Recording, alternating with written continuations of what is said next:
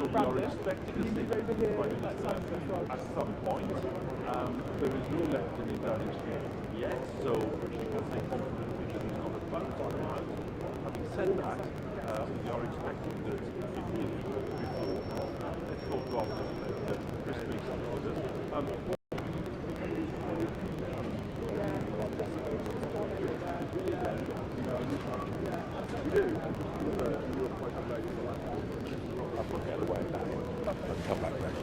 You're fine to be here. Great. He is accepted to return to government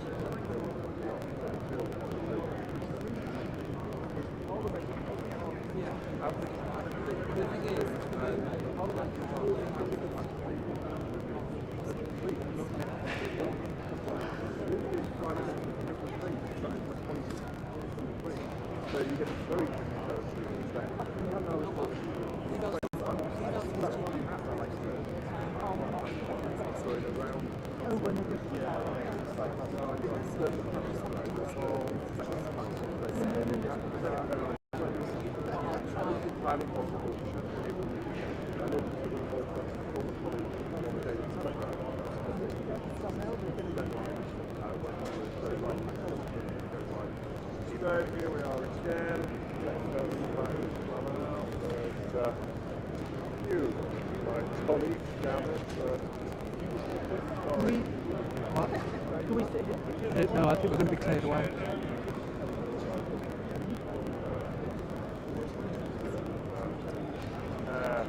Yes.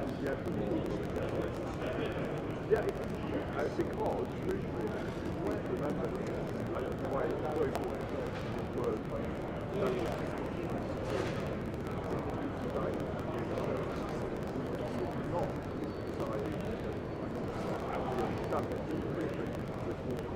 once there is a vacancy for the Conservative Party leader, it will be a leadership race.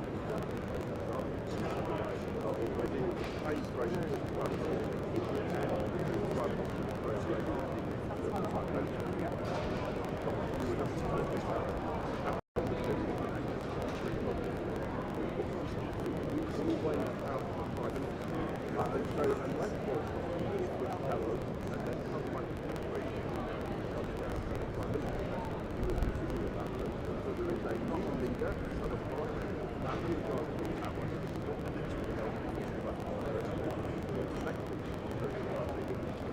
How are you guys doing? I need to be dead centre, I'm afraid. How are we going to do this? Say? Can I? What would your response be?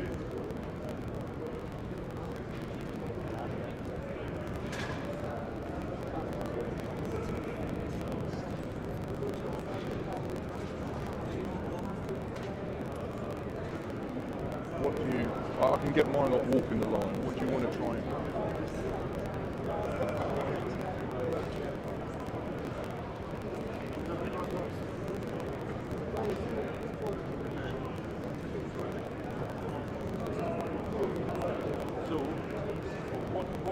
put it, among you and your colleagues, if the Prime Minister emerges here in 20 minutes and says, precisely as I've underlined, I am giving up on the party leader, but I do intend, for continuity reasons, whatever else he might say, to stay as a board. What will you and colleagues then be doing?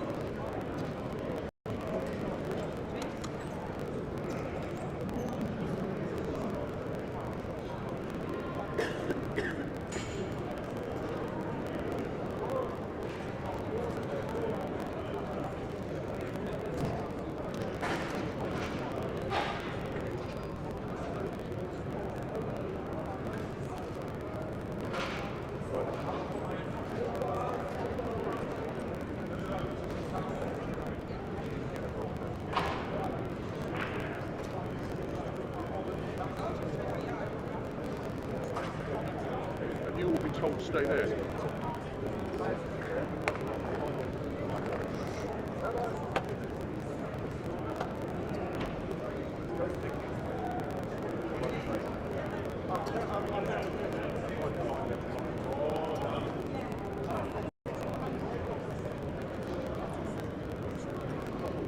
What are your people probably just the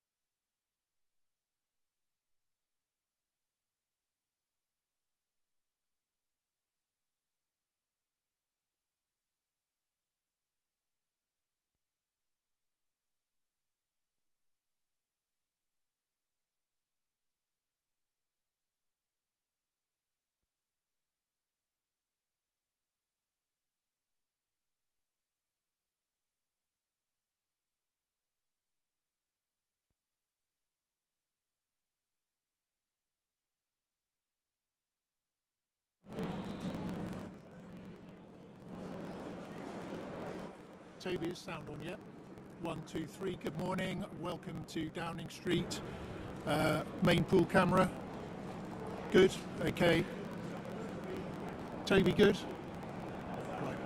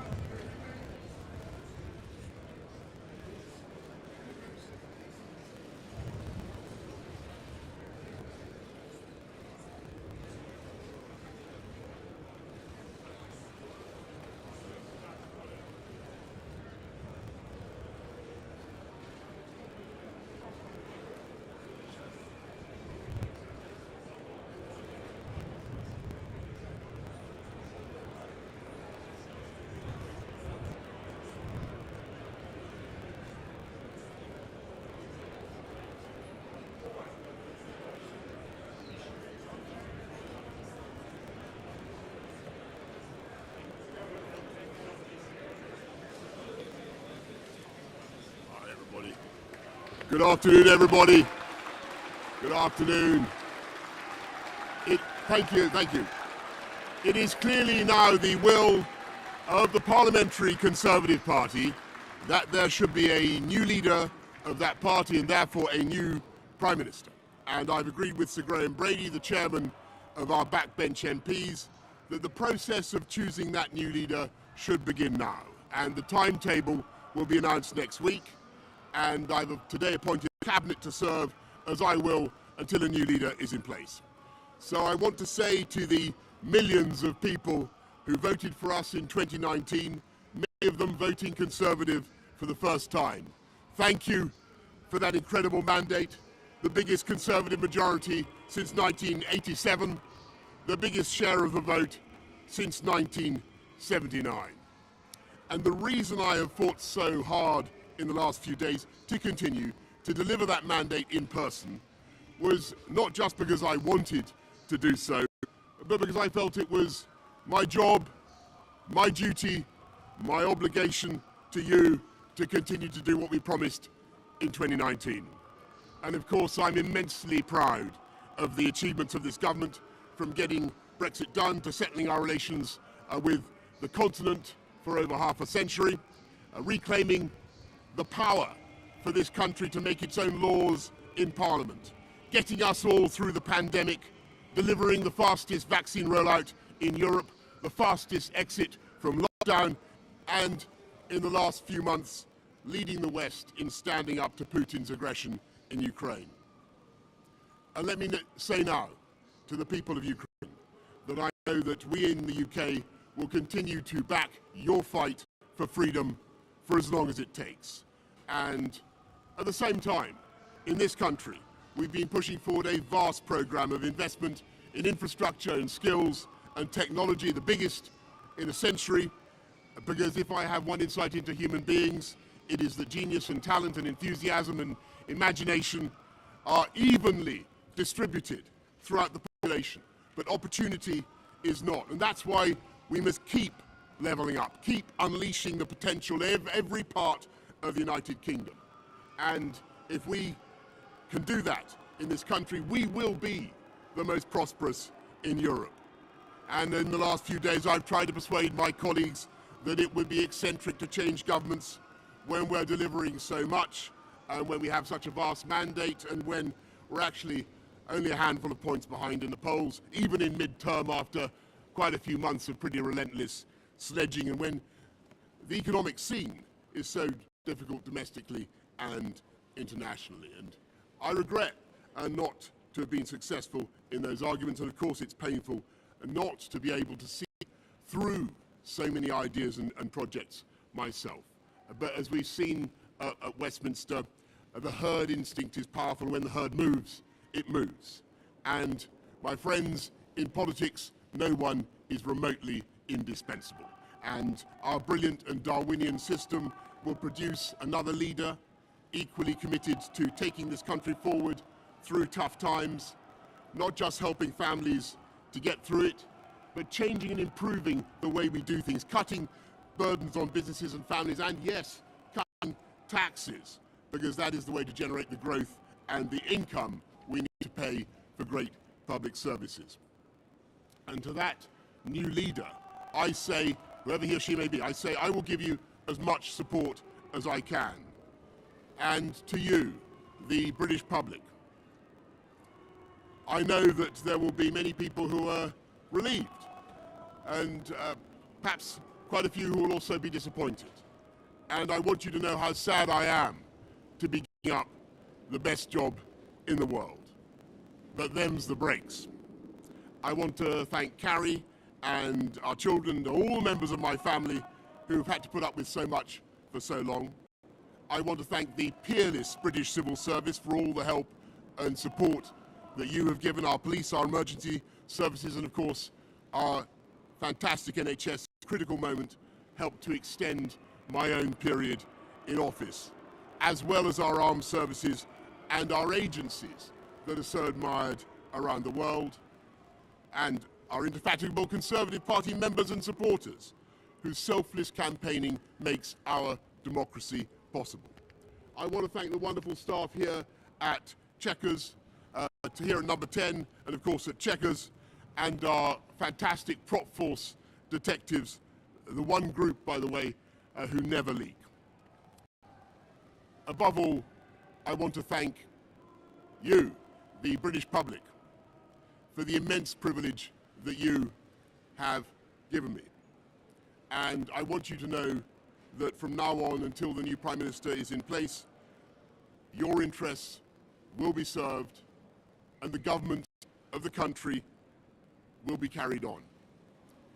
Being Prime Minister is an education in itself.